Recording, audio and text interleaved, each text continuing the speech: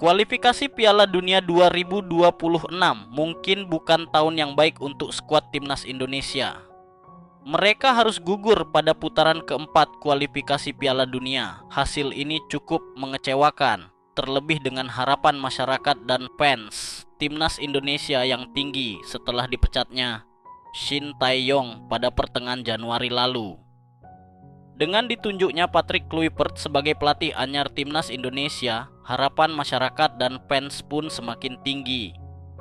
Banyak orang berpendapat bahwa penggantian pelatih di pertengahan seperti ini dapat mengganggu keseimbangan permainan. Namun banyak pula yang mendukung hal tersebut dengan dalih target yang semakin tinggi. Entah sebuah keputusan baik atau tidak, hasil akhirlah yang tetap menjadi penentu keberhasilan dari suatu tim. Mungkin sudah saatnya Indonesia untuk bebenah lagi dan melakukan persiapan untuk kualifikasi Piala Dunia yang selanjutnya, yang harus dibangun lagi, menciptakan permainan dan identitas kita sendiri. Tahun 2025, Indonesia berdiri di ambang babak baru sejarah sepak bolanya. Di tengah derasnya perubahan dan semakin sengitnya persaingan dunia olahraga, muncul satu generasi baru yang berbeda. Mereka bukan lagi pemain-pemain yang sekadar bermain untuk kebanggaan pribadi, tetapi untuk mewujudkan mimpi ratusan juta rakyat. Generasi ini berani bermimpi setinggi mungkin, menatap panggung terbesar sepak bola, Piala Dunia 2030. Di bawah Mister Gawang, berdiri sosok yang kini menjadi simbol profesionalisme baru, Martin Paes. Penjaga gawang yang bermain di FC Dallas ini telah membawa aura tenang dan keyakinan di lini pertahanan Garuda. Usianya masih 27 tahun dan pada saat kualifikasi Piala Dunia 2030 nanti dimulai, ia akan berada di puncak usia emas bagi seorang kiper. Tenang, tegas, dan berkarisma, Paes adalah tembok terakhir yang dipercaya seluruh negeri. Di belakangnya, Hernando Ari terus menunjukkan potensi luar biasa, sang kiper muda. Persebaya ini telah membuktikan diri sebagai penjaga masa depan, sementara Nadeo Argawinata tetap setia menjadi penjaga tradisi, membawa pengalaman dan ketenangan dari Borneo FC. Pertahanan Indonesia kini bukan lagi barisan yang mudah ditembus. Di jantung lini belakang berdiri Jay Ijes, pemain Venezia yang dikenal karena ketenangan dan kecerdasannya membaca permainan. Di sisinya ada Elkan Baget, menara pertahanan asal Ipswich Town, yang tinggi, kuat, dan bermental baja. Ketika kualifikasi Piala Dunia dimulai, Baget baru berusia 28 tahun, usia di mana seorang bek tengah berada di puncak performa. Ada lagi satu nama, yaitu Rizky Ridho. Bek Persija ini merupakan salah satu tembok pertahanan terbaik yang dimiliki timnas Indonesia. Saat ini Rizky Ridho berumur 23 tahun, yang dimana saat kualifikasi Piala Dunia mendatang dia akan berusia 27-28 tahun. Usia di mana seorang bek memasuki masa prime-nya bersama Jay Ijes, mereka akan menjadi benteng paling kokoh yang pernah ada. Di sisi kiri, Pratama Arhan terus menjadi ikon semangat pantang menyerah. Dari Korea Selatan bersama Suwon FC, ia membawa kedisiplinan dan semangat Asia Timur ke dalam permainan timnas. Sedangkan di kanan, Asnawi Mangkualam, sang kapten, tetap menjadi panutan.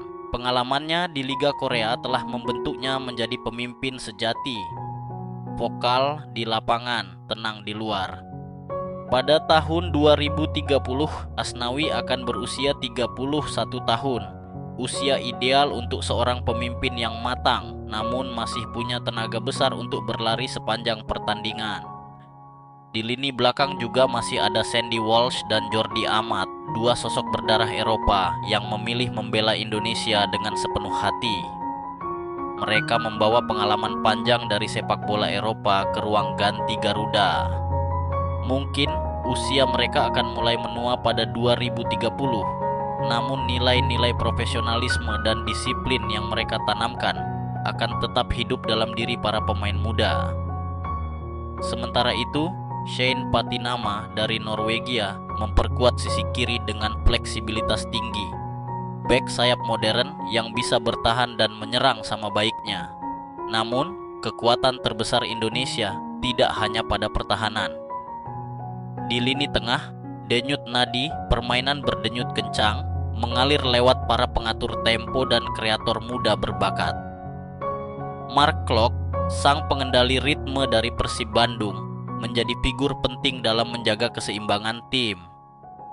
Pada tahun 2030, usianya memang akan mencapai 36, tetapi perannya tidak akan tergantikan.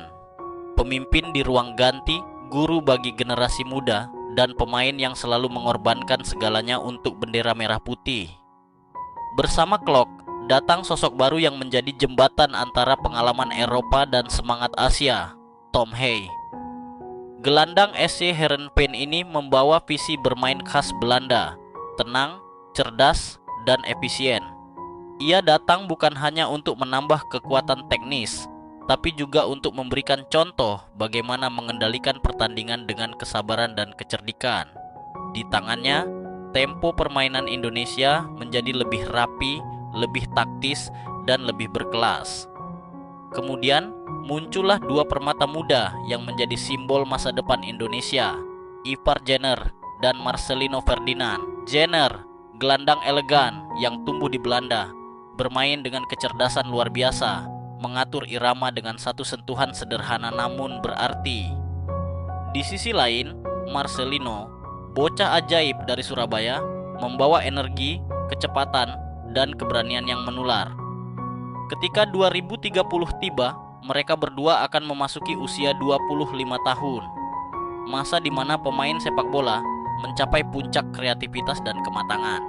Bersama Tom Hey dan Klok, mereka membentuk 4 pilar lini tengah yang memadukan pengalaman, visi, dan semangat muda dalam satu harmoni indah. Lini serang Indonesia kini tak kalah menakutkan. Di sayap kanan, Witan Sulaiman terus berlari tanpa kenal lelah, memberi tekanan, membuka ruang, dan menjadi mesin energi bagi tim. Di sisi kiri, Egy Maulana Fikri kembali menemukan ritmenya dengan teknik dan kreativitas yang semakin matang. Mereka berdua bukan hanya pemain, tetapi simbol tekad generasi muda yang menolak menyerah meski sempat terjatuh. Ricky Kambuaya, sang pekerja keras, juga terus menjadi motor tengah yang siap mengorbankan diri demi keseimbangan tim. Dan di lini depan, harapan besar bertumpu pada dua penyerang muda, Hoki Caraka dan Rafael Struijk. Hoki, penyerang yang berani dan memiliki insting gol tajam, menjadi sosok yang selalu mencari celah untuk mencetak gol. Struijk, dengan gaya bermain modern khas Belanda, cepat, efisien, dan penuh visi, melengkapi duet lini depan yang mematikan. Di belakang mereka, Ramadan Sananta siap menjadi senjata rahasia, pemain yang bisa muncul dari bangku cadangan dan mengubah jalannya pertandingan. Dimas Derajat dan Yakob Sayuri tetap menjadi pilihan penting, selalu siap dipanggil ketika bangsa memanggil. Semua nama itu kini berada di tangan seorang pelatih yang telah membawa perubahan besar, Shin Tae-yong. Di bawah arahannya, disiplin dan etos kerja menjadi pondasi utama. Ia tak hanya melatih taktik tetapi membentuk karakter. Dalam 5 tahun terakhir, Shin berhasil menanamkan satu hal yang dulu hilang dari sepak bola Indonesia, mental juara. Kini, timnas Indonesia tidak lagi hanya menjadi tim underdog. Mereka menjadi tim yang disegani. Dari ASEAN hingga Asia, lawan-lawan mulai menghitung langkah mereka dengan hati-hati. Permainan Indonesia kini cepat, terorganisir, dan berani menekan siapapun. Setiap kemenangan bukan lagi kebetulan, tetapi hasil dari proses panjang, latihan keras, dan dedikasi total. Namun perjalanan menuju 2030 tentu tidak akan mudah. Akan ada rintangan, cedera, tekanan publik, bahkan kekalahan menyakitkan. Tapi mereka tahu, di balik setiap kejatuhan, selalu ada kesempatan untuk bangkit lebih kuat. Mereka sadar, mimpi besar hanya bisa dicapai dengan kerja keras yang luar biasa. Tahun demi tahun berlalu, nama-nama baru muncul, beberapa legenda mulai menepi. Tapi generasi emas ini, Paes, Ijes, Arhan, Asnawi, Tom Hay, Jenner, Marcelino, Witan, Hoki, Struik, terus melangkah bersama, memikul harapan satu bangsa. Mereka bukan hanya pemain sepak bola, mereka adalah simbol perubahan, simbol kebangkitan, hingga akhirnya tahun 2028 tiba. Kualifikasi Piala Dunia 2030 dimulai. Di tengah stadion megah yang penuh sorakan, 23 pemain berdiri sejajar, menatap bendera merah putih yang berkibar di langit. Lagu kebangsaan berkumandang, dan untuk sesaat, waktu seolah berhenti. Mereka tahu inilah puncak dari perjalanan panjang, dari semua keringat, air mata, dan doa rakyat Indonesia. Generasi emas ini tidak hanya ingin lolos ke Piala Dunia.